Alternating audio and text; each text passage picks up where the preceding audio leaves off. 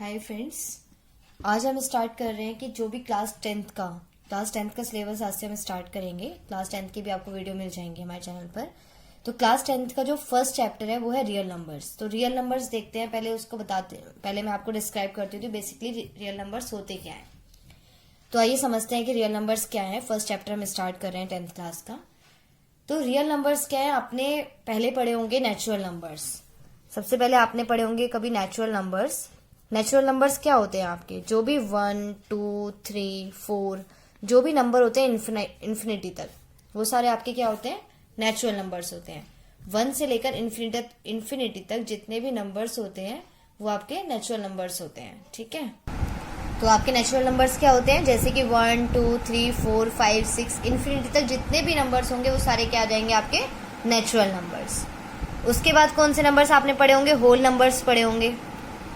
तो जितने भी नेचुरल नंबर्स होते हैं वो सारे होल नंबर्स होते हैं। सिर्फ होल नंबर में क्या डिफरेंस होता है, अगर आप इसमें एक जीरो और ऐड कर देते हैं, नेचुरल नंबर्स में एक जीरो और ऐड कर देते हैं तो वो आपके क्या बन जाते हैं, होल नंबर्स। तो 0, 1, 2, 3, 4 से लेकर इन्फिनिटी तक जितने भी नंबर्स होंगे वो क्या कहलाते हैं आपके होल नंबर्स।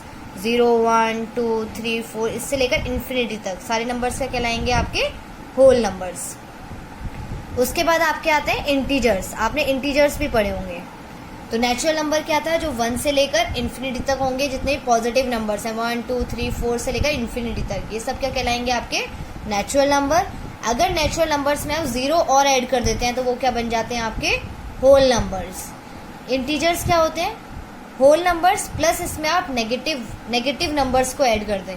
मान लीजिए आपने -4, -3, -2, -1, 0 भी ऐड हो जाएगा इसमें, 1, 2, 3, 4 ये सब ऐड कर दिया तो ये क्या कहलाएंगे आपके इंटीजर्स। जिसमें नेगेटिव, पॉजिटिव, जीरो सब आ जाए वो क्या कहलाते हैं आपके इंटीजर्स। तो यही सब क्या होते हैं हमारे रियल नंबर्स। इसी के साथ साथ एक टॉपिक आता है आपका डेसिमल्स। ये भी रियल नंबर्स में ही आता है। आपका क्या आता है, आपका डेसिमल्स। तो आइए डेसिमल्स ही समझ लेते हैं। हमने नेचुरल नंबर्स किया। नेचुरल नंबर क्या होते हैं, 1 से लेकर इन्फिनिटी तक। उसके बाद हमने होल नंबर्स किया। होल नंबर्स क्या होते हैं, 0, 1, 2, 3, 4 इससे लेकर इन्फिनिटी तक सारे जितने भी नंबर्स होंगे इंक्लूडेड 0 होल नंबर्स में। इंटीजर्स में नेगेटिव भी इंक्लूड हो जाते हैं तो ये क्या कहलाते हैं आपके इंटीजर्स। उसके बाद नेक्स्ट है आपका डेसिमल्स। डेसिमल्स में फ्रेंड्स आपने पढ़ा होगा, जैसे कि आप एग्जांपल ले लीजिए, आपने देखा होगा 1/2 एक फ्रैक्शन आपको दे दी जाती है और आप उसको डेसिमल में कन्वर्ट करते हैं। जब आप 6th या 4th, 5th, 6th में भी आप पढ़ते हैं इस चीज़ को कि 1/2 को डेसिमल में कन्वर्ट करना है। तो कैसे करते हैं आप, 2 को आप 1 से डिवाइड करते हैं, यहाँ पर एक 0 चाहिए होता है तो पॉइंट लगा देते हैं और 0 मिल जाता है, तो 2 5 10, तो कितना आ गया आपका 0.5। ठीक है, इसी तरीके से एक और ले लीजिए, डेसिमल में कन्वर्ट करना है। मान लीजिए फ्रैक्शन है, आपको इसको डेसिमल में कन्वर्ट करना है। तो आप इसे कैसे करेंगे, 3 को 1 से कर लीजिए, पॉइंट लगेगा, पहले 0 लग गया, 3 3 9, 10 में से 9 गया 1, फिर से 0 लगा देंगे, ऑलरेडी हमारे पास पॉइंट है तो 3 3 9, फिर 1 आ गया, फिर दोबारा से 0 लगा देंगे, 3 3 9, फिर से 1 आ गया। तो फ्रेंड्स देखिए, ये जो डिजिट है 1 जो रिमाइंडर है बार बार ऐड होता जा रहा है, बार बार आ रहा है ये, और ये कभी भी इसका खत्म नहीं हो रहा है। जैसे ही आप दोबारा से 10 करते हैं, 3 3 9 लिखते हैं, फिर से 1 आ जाता है, तो ये बार बार रिपीट हो रहा है। तो हमारे पास क्या था, 0.3333 ऐसे करके बहुत सारी बार आ जाएगा।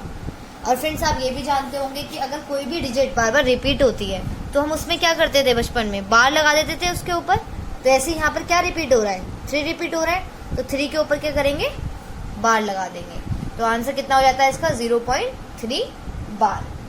ठीक है, तो आप देखिए कि यहाँ पर जो हमें एग्जैक्ट मिल रहा था, यहाँ पर रिमाइंडर हमारा क्या बचा था, 0 बचा था, लेकिन यहाँ पर रिमाइंडर खत्म ही नहीं हो रहा, हम कितना भी करते जा रहे हैं बार बार रिमाइंडर आता जा रहा है।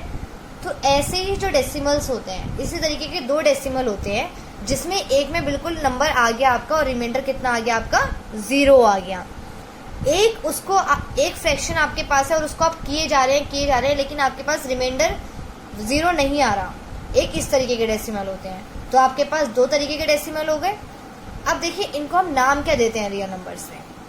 तो ऐसे डेसिमल जिसमें लास्ट में 0 आ जाता है और हमें एक एग्जैक्ट नंबर मिल जाता है तो उसको हम क्या बोलते हैं, टर्मिनेटिंग डेसिमल्स। क्या बोलते हैं उन्हें, टर्मिनेटिंग डेसिमल्स, जिसमें हमारे पास एंड में रिमाइंडर 0 आ रहा है। और ऐसे फ्रैक्शंस जिसको हम डिवाइड करते हैं और उसके बाद हमें कोई भी यहाँ पर रिमाइंडर 0 नहीं मिल रहा है, बार बार एक ही डिजिट रिपीट हो रही है, तो वो क्या कहलाता है आपका नॉन टर्मिनेटिंग डेसिमल। तो वो क्या कहलाते हैं आपके नॉन टर्मिनेटिंग डेसिमल्स।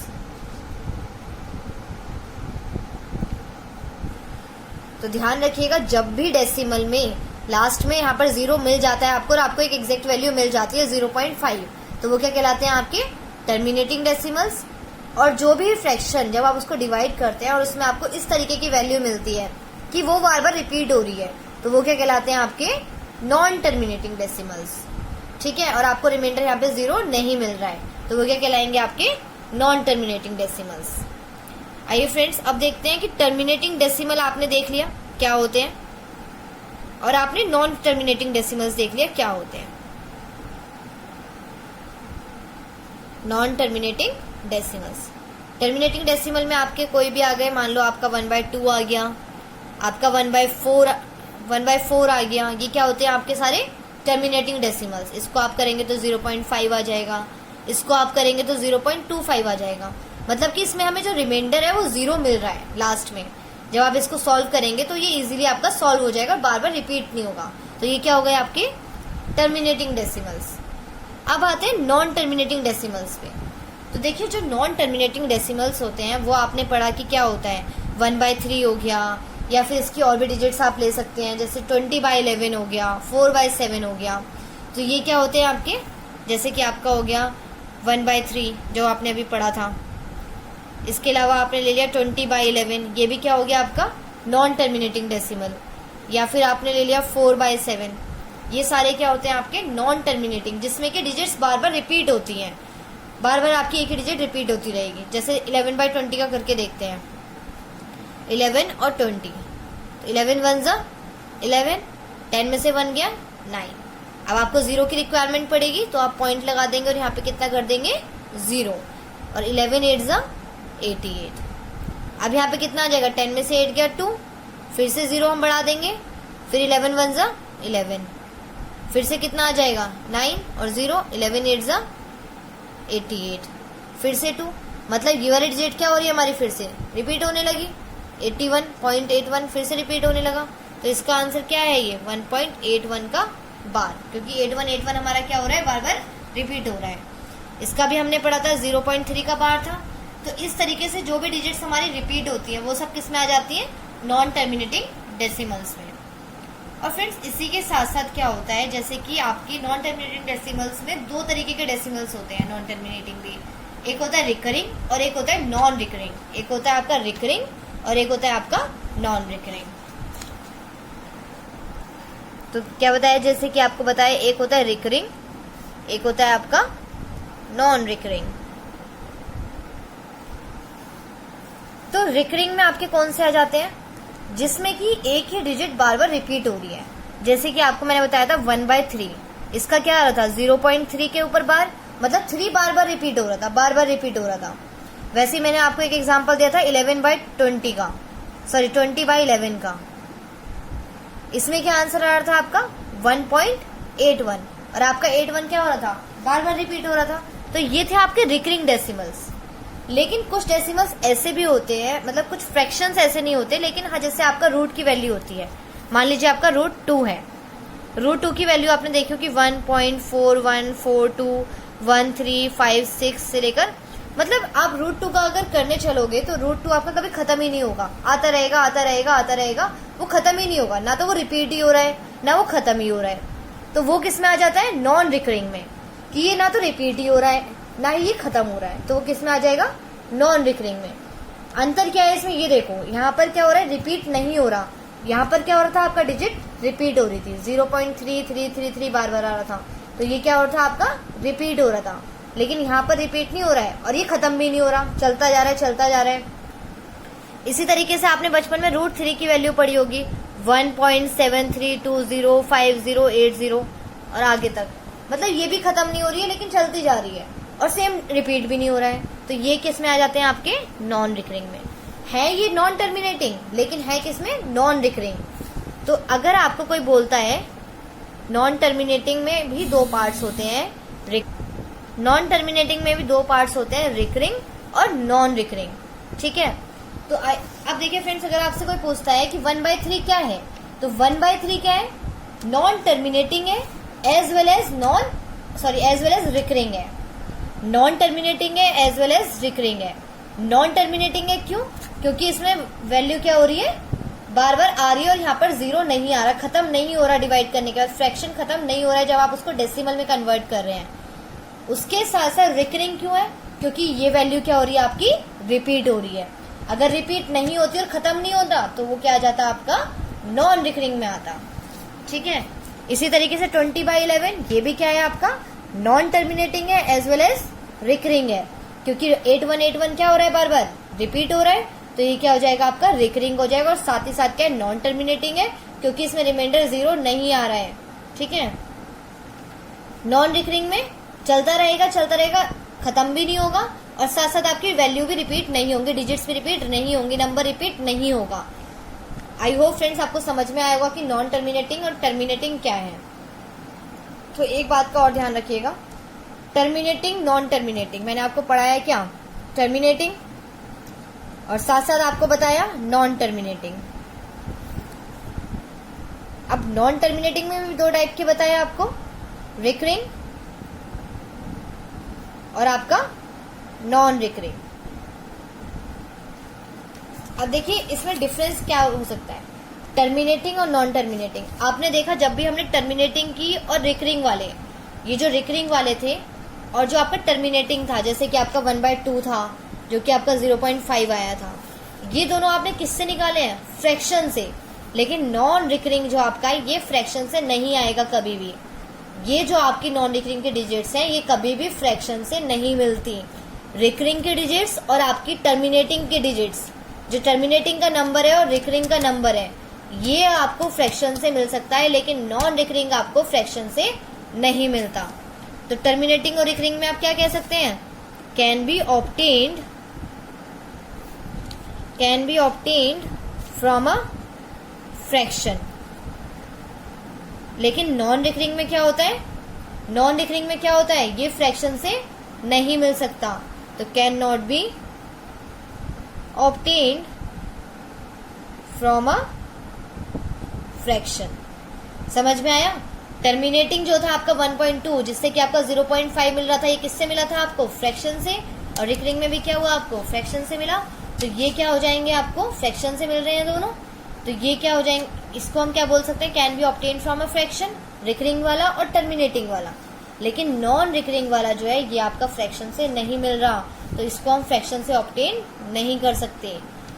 ऐसे ही इसको हम वाइस वर्सा भी बोल सकते हैं। अगर हमारे पास रिकरिंग है 0.3 है तो हम इसको फ्रैक्शन में कन्वर्ट कर सकते हैं, 0.5 है तो इसको भी हम फ्रैक्शन में कन्वर्ट कर सकते हैं।